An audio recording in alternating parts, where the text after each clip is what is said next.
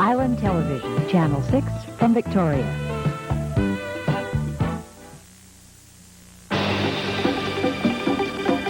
Lloyd Robertson Harvey Kirck with the CTV National News. Good evening. Some of the worst violence to date has hit Northern Ireland, and there may be more to come. Lloyd? The wave of shootings, gasoline bombings, rioting, and burning hit 4 cities today, leaving 2 dead and many injured. All of this came after 2 hunger strikers died in a span of 22 hours. We have more from Greg Dobbs. Bobby Sands was the first. Francis Hughes was the toughest. But by yesterday, first in the morning after Raymond McCreesh died, then less than 22 hours later after Patsy O'Hara died, the violence and the response of security forces to it was ritual. Again, firebombs and shrapnel bombs were hurled at soldiers and police. Private property was set on fire, and 1 civilian died, allegedly a plastic bullet in his head. That makes a total of 8 civilians, 5 British soldiers, 2 policemen, who have died by violence, while the first 4 hunger strikers have died by starvation. What has it all produced? The British government is even more determined now not to give in to the IRA's demands for political status here at the Maze prison. That's what political status means. Special privileges for having done cold, callous, brutal murder. But the IRA won't give up. These prisoners have replaced those now dead. A 4th new hunger striker was named tonight. And each time a hunger striker dies, like Patsy O'Hara, the Catholic community here shows more sympathy, more militancy for the IRA. The movement will, at the end of the day, be much stronger and in a much stronger position to continue the war than it was prior to the hunger strike. In the Protestant community, in local elections on Wednesday, extremist politicians like Ian Paisley did the best. And on the street, reactions to the deaths of hunger strikers hardened. Cheers. Cheers. The sooner they all die, the better. Greg Dobbs, ABC News, Belfast. The Yorkshire Ripper was found guilty today of murdering 13 women. Peter Sutcliffe, the 34-year-old truck driver who claimed he had a divine mission to kill, was sentenced to life in prison. Anne McMillan has more on the trial. Peter Sutcliffe, the Yorkshire Ripper, has inspired such hatred that police have gone to extraordinary lengths to keep him from appearing in public. After he was jeered by an angry mob when he was arrested in northern England, it was decided to move his trial to London. But even here, he was brought to court in a heavily guarded police truck, and only those of us who attended the court case saw his face. In court, the 34-year-old truck driver sat in the dock staring straight ahead, showing no emotion as lawyers read out details of his 13 murders and 7 attempted murders. As pictures of his victims were passed around court, Sutcliffe's lawyer argued that the defendant was temporarily insane at the time of the murders. Sutcliffe claimed he heard God's voice telling him he had a mission to kill prostitutes. Lawyers for the prosecution charged that Sutcliffe was a cold, sadistic killer who murdered his victims by hitting them on the head with a hammer, then mutilated their bodies in a revolting way. His last 6 victims were students and working girls, not prostitutes. After deliberating for 6 hours, the jury agreed that Sutcliffe was guilty of murder, and the judge closed the case by saying it was difficult to find words adequate to describe the brutality of Sutcliffe's crimes. Perhaps the saddest sight in court today was the parents of the Ripper victims who'd come to London to see that justice was done to the man who'd murdered their daughters. When the verdict was announced, both mothers and fathers wept openly as they learned that Sutcliffe was indeed guilty as charged of murder. As for Sutcliffe himself, well, for the past 3 weeks, he's been coming to court looking almost unconcerned, totally relaxed. But today, after the verdict of guilty was announced, he left the court looking very shaken, a broken man. Anne McMillan, CTV News, at the Old Bailey in London. Florent Quentin was sentenced today to 8 years in jail. He's the man who started the New Year's Day fire last year in CHEK, Quebec. 48 people were killed, trapped inside a club where they were having a party. We have a report from Cynthia Drummond.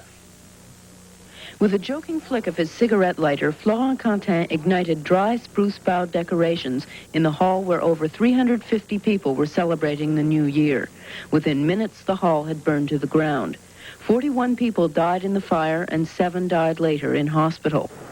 22-year-old Contin was charged with just one count of manslaughter, but today's sentence does not rule out the possibility that he could be charged with the deaths of others. He will serve this sentence at the federal St. Vincent de Paul Penitentiary near Montreal. While the trial has been going on, other lawsuits totaling over $25 million have been before the courts. There are suits against Contin, against Falconbridge Mines Limited, the company which owned the club where the New Year's party was held, and against the local Lions Club which organized the gathering. Cynthia Drummond, CTV News, Montreal. The head of the biggest American union has been indicted on charges of fraud and conspiracy to bribe a U.S. senator. Roy Williams was elected interim president of the Teamsters just last week. The indictment is the first of many that may come out of a 2-year FBI investigation of mob control of the Teamsters. Roy Williams was in Las Vegas today when the indictment came down. He refused to talk to reporters. His office issued a statement calling the charges damn lies.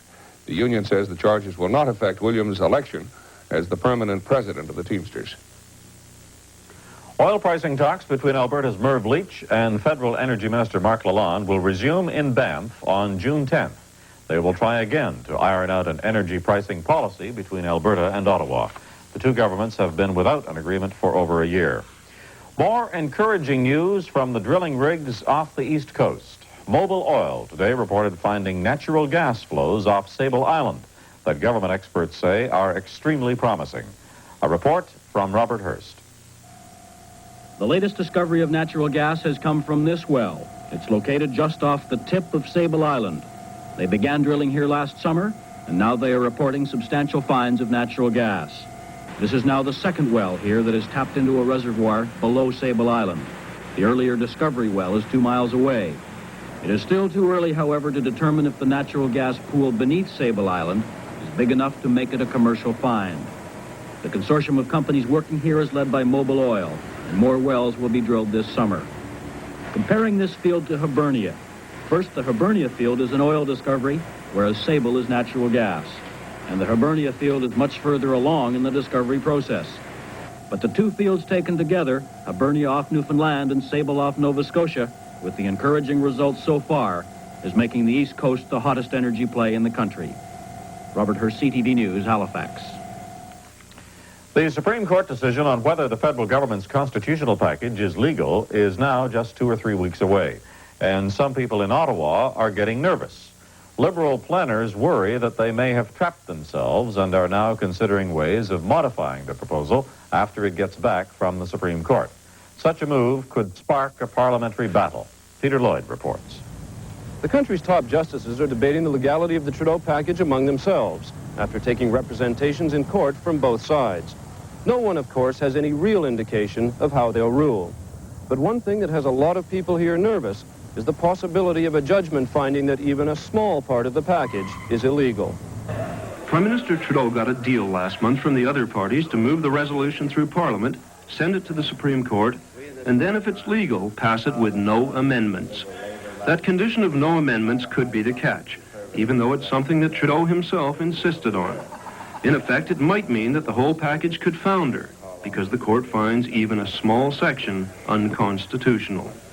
That's because Trudeau's promised to abide by the court's judgment, and the House agreement could trap him so that he's not able to rectify even a minor illegality.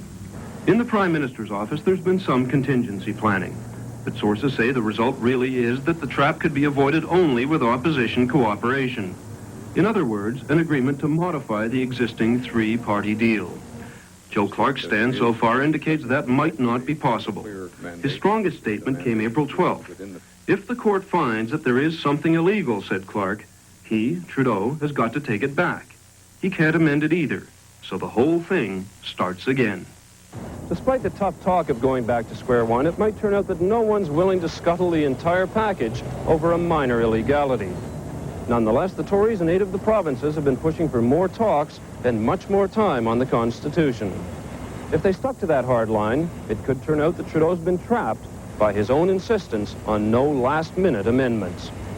Peter Lloyd, CTV News, in Ottawa.